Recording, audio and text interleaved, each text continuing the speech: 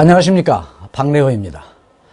우리들이 살아가면서 사회생활이나 경제활동을 하면서 예측할 수 없는 사고 발생으로 끊임없는 위협을 받고 있는 것이 현실입니다. 이러한 사고에는 지진이라든가 풍수해 등과 같이 절대적으로 방지할 수 없는 것도 있고요, 교통사고라든가 화재 등과 같이 상대적으로 방지할 수 없는 것도 있습니다. 상대적으로 방지할 수 없는 것은 어떤 것일까요? 나는 충분하게 주의하고 있지만 어떠한 사람이 와서 방화를 한다든가, 나는 안전하게 운전하고 있지만 상대방이 운전을 잘못해서 나는 교통사고, 이런 것들이 바로 상대적인 사고라고 볼 수 있죠. 이러한 현실에서 국내해를 막론하고 농작물이 태풍이라든가 자연재해 등으로 피해가 날로 증가하다 보니까 농민들의 근심이 많아지고 있습니다. 여러 형태로 농작물의 피해로 인해서 농민이 피해를 입게 되게 되면 이 피해가 어느 정도인지, 얼마의 피해가 발생될 것인가에 대해서는 평가를 하는 사람이 있어야 하는데, 이러한 일을 하는 사람이 바로 손해평가사라고 하는 것입니다. 따라서 여러분께서는 손해평가사가 되기 위해서 국가에서 인정하는 손해평가사 자격을 취득하기 위해서 공부하게 된 것입니다. 앞으로 저와 같이 여러분이 열심히 공부해서 국가 자격증인 손해평가사 자격증을 취득하시기 바랍니다. 손해평가사라는 국가기술 자격을 취득하게 되면 어떠한 일을 하게 되는가를 좀 더 자세히 알아보도록 하겠습니다. 손해평가사가 수행할 수 있는 직무는 어떤 것일까요? 자연재해라든가 병충해, 화재 등으로 인해서 농업재해가 발생되게 되면 그 피해에 대한 사실을 확인하는 것입니다. 그 다음에 그 손해액과 보험 가액이 어느 정도인가를 평가하는 것이고요, 그 밖에 손해평가에 대한 필요한 사항을 하는 일을 하는 것이 손해평가사의 수행 직무라고 볼 수가 있습니다. 이것은 법령에 정해져 있는 농업재해보험법에 준한다고 보시면 되겠습니다. 또한 손해평가사로서 일을 할 수 있는 곳은 앞으로 어디가 있을까 한번 알아보도록 하겠습니다. 손해평가사가 활동할 수 있는 영역이라고 그럴까요? 농협에서 일을 할 수가 있습니다. 그 다음에 금융기관, 그 다음에 농산물 업체라든가 농산물 연구기관, 그리고 이제 지방자치제, 그 다음에 농산물 조합이라든가 협회에서 일을 할 수 있게 되고요, 언론기관, 역시 그 농업을 피해에 대한 여러 가지 사항을 보도하기 위해서는 이러한 전문 기술이 필요하겠죠. 그러기 위해서는 손해평가사 자격증을 가지고 있는 사람이 필요하기 때문에 여러분께서는 언론기관에서도 일을 할 수 있다고 하는 것을 볼 수가 있겠습니다. 우리가 수험 준비를 하는 여러분들이 다들 알고 여러분이 계시겠지만 시험 과목과 시험 과정, 그리고 합격 기준도 한 번 더 정확하게 알고 넘어갔으면 합니다. 시험은 1차 시험과 2차 시험으로 구분이 됩니다.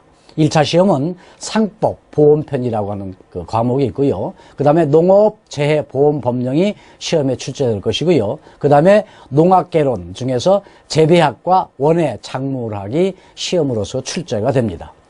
이 과목별로 25개 문항이 나오게 되는데, 다시 말씀드려서 3과목이기 때문에 총 75문항이 되겠죠. 시험 시간은 90분으로 배정되어 있고, 시험 방법은 객관식으로서 가나다라 중에서 하나 고르셔서 답을 맞추시게 되면 됩니다. 그 다음 1차에 합격하게 되면 2차 시험이 있게 되는데, 2차 시험은 농작물 재해보험 및 가축 재해보험의 이론과 실무, 그 다음에 농작물 재해보험 및 가축 재해보험, 손해평가 이론과 실무 2과목을 통해서 10문항이 나오게 되는데, 시험 시간은 120분, 시간으로는 2시간이 되겠습니다. 이것은 단답형으로 아마 시험이 출제된다라고 여러분들이 준비하시면서 공부를 하셔야 될 것입니다. 저와 같이 여러분이 공부할 과목은 상법, 보험 과목이 되겠습니다. 강의는 여러분이 가지고 계시는 교재, 손해평가사 상법 보험편, 이 교재로서 여러분하고 같이 공부하도록 하겠습니다. 가능한 교재의 순서대로 강의할 것이고요, 시험의 합격을 좀 더 확실하기 위해서 시험에 출제된 가능성이 높은 내용에 대한 자체를 중점적으로 강의를 하고, 그 다음에 과거 시험에 출제되었던 기출문제들과 출제 예상 문제들을 풀어가는 강의 시간으로 배정하도록 하겠습니다. 여러분이 갖고 계시는 이 책에는 3장으로 나눠져 있습니다. 그 3장은 첫 번째 1장은 총론으로 되어 있고요, 2장은 보험 계약, 그 그 다음에 제3장은 손해보험으로 되어 있습니다. 이 책을 가지고 순서대로 충실하게 공부할 수 있도록 하겠습니다. 그럼 여러분이 가지고 계시는 교재 상법 보험편 교재 7쪽의 총론부터 공부하도록 하겠습니다. 여러 가지 재해로 인해서 농작물 피해가 생기게 되고 그 피해로 인해서 막심한 손해를 입게 되는 농업인을 위해서 소득 안전과 그 다음에 농어민 보호를 위해서 2001년에 그 농작물 재해보험법이 제정되었습니다. 현재는 그 법이 농업재해보험법으로 시행되고 있죠. 보험에 대한 의의는 어디에 있는 것일까 하는 것을 한번 공부하도록 하겠습니다. 합격 결정 기준입니다. 1차 시험은요, 매 과목 100점을 만점으로 해서 매 과목 40점 이상의 전 과목 평균 60점 이상을 득한 사람을 합격자로 결정합니다. 2차 시험은 매 과목 100점을 만점으로 해서 매 과목 40점 이상과 전 과목 평균 60점 이상을 득한 사람을 합격자로 결정하게 됩니다. 손해평가사 1차 시험 출제 영역을 잠깐 알아보도록 하지요. 자격 종목은 손해평가사입니다. 자격 과목 여러분과 같이 공부할 상법 보험편이 되겠는데 검정 과정은 아까 말씀드린 대로 필기 시험이 되겠습니다. 시험 과목은 상법 보험편에서 25개 이제 문항이 나오게 되는데 총칙과 말하자면 통칙이라고 얘기도 하죠. 그다음에 손해보험. 여기에서는 세부상으로 말씀드리면 보험계약, 그 다음에 통칙, 화재보험 이렇게 해서 1차 시험이 출제가 되기 때문에 여러분들이 공부를 열심히 하시게 되면 그렇게 별 걱정하지 않고 합격할 수 있지 않겠는가 생각이 됩니다. 저와 같이 여러분이 공부할 과목은 상법, 보험편이 되겠습니다. 강의는 여러분이 가지고 계시는 교재, 손해평가사 상법, 보험편 책 교재로 강의를 하도록 하겠습니다. 가능하면 교재의 순서대로 강의를 할 것이고요. 이 과정에는 제3장으로 나눠져 있습니다. 제1장은 총론, 제2장은 보험계약, 제3장은 손해보험편이 되겠습니다.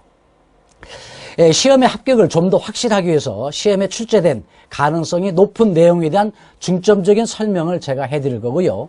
그동안에 4번에 걸쳐서 자격시험이 있었댔죠. 그래서 과거 시험에 출제되었던 기출문제들과 또 앞으로 나올 출제 예상을 해서 여러분에게 같이 문제를 풀어가는 강의 시간으로 배정하도록 하겠습니다. 그러면 여러분이 갖고 계시는 교재 상법 보험편 교재 7쪽의 총론부터 공부하도록 하겠습니다. 여러 가지 재해로 인해서 농작물 피해가 생기게 되고 그 피해로 인한 막심한 손해를 입게 되는 농어민을 위해서 소득 안전과 농어민 보호를 위해서 2001년도에 농작물 재해보험법이 제정되었습니다.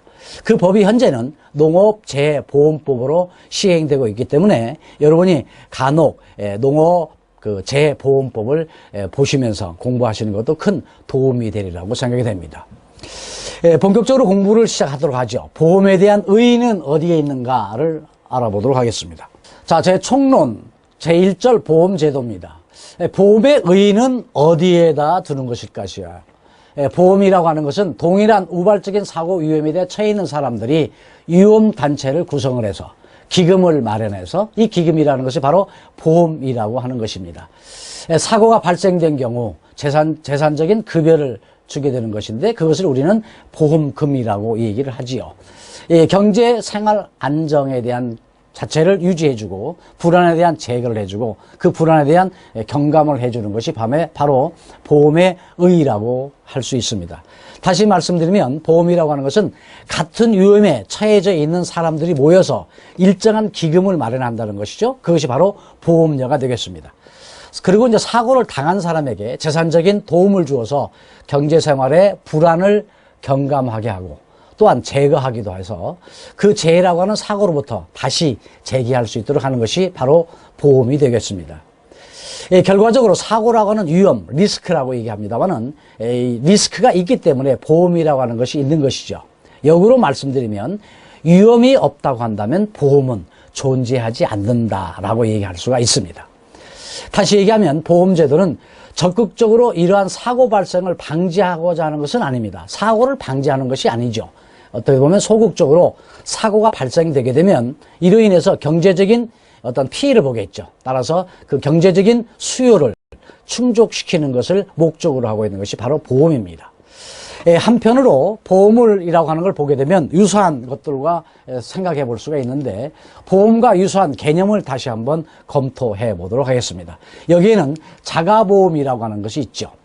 자가보험이라고 하는 것은 자기가 소유하고 있는 재산의 화재라든가 재난, 기타 사고가 생긴 것을 대비해서 대수의 법칙, 다시 말씀드리면 하나의 사고만 가지고 따지는 게 아니고 여러 사고를 이렇게 뭉쳐서 어떠한 일정한 어떤 통계 수치를 가지고 측정해 보는 것을 우리가 대수의 법칙이라고 얘기합니다만은, 이러한 대수의 법칙에 의해서 계산된 일정액을 적립을 하고 사고가 발생이 되면 그 손해를 보상해 주는 것이 자가보험이라고 얘기합니다. 그러나 이것은 보험하고 좀 차이가 있다라고 보시면 되겠고요. 그 다음에 도박과 복권, 일정한 돈을 내놓고 일단 돈을 받는 건 아니겠느냐라고 해서 보험과 같지 않는 것인가라고 생각할 수가 있는데, 유사하지만 보험하고 다릅니다. 그것은 도박과 복권이라고 하는 것은 다수인의 일정한 금액을 돈을 걷는 거죠. 각출해서 금전이라든가 또는 재물을 받게 된다는 점은 보험과는 틀림없이 같습니다. 그러나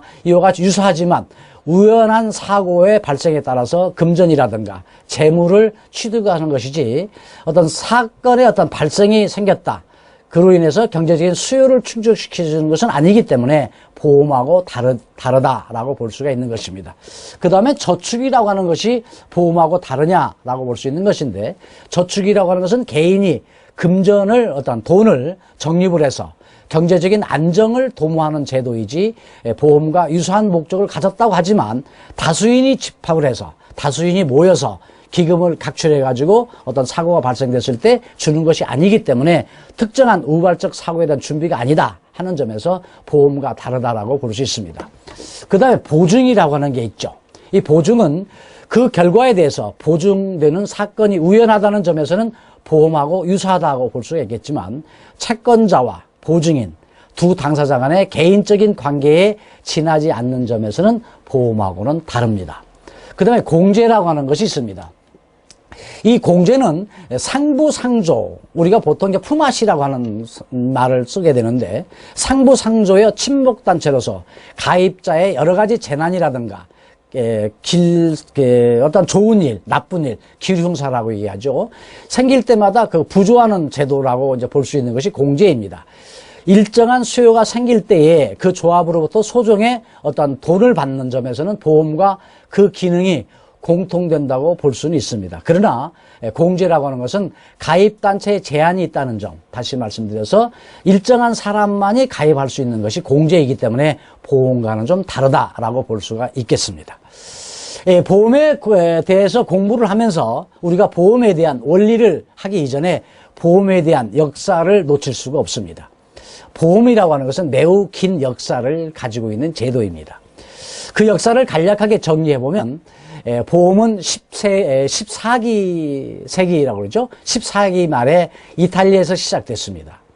유럽에서 보험 계약이 있었고, 16세기 후반에서는 런던에서 해상보험, 또 18세기 때에는 그 산업혁명을 계기로 했던 보험, 그 다음에 1849년에 상해보험이라든가 1852년도에 프랑스에서 자동차 보험이 판매된 것을 세계적인 역사라고 볼 수가 있습니다.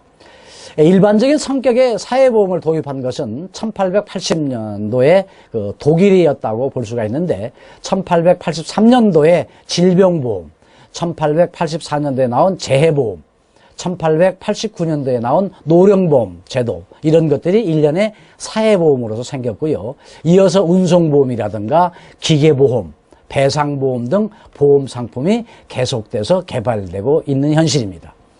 현재로서는 유성보험이라든가 원자력보험이라든가 또 피아니스트가 어떤 손이 어떤 생명이겠죠. 음악인으로서 손이 다치면 안 되니까 손가락 보험이라는 것도 있고요.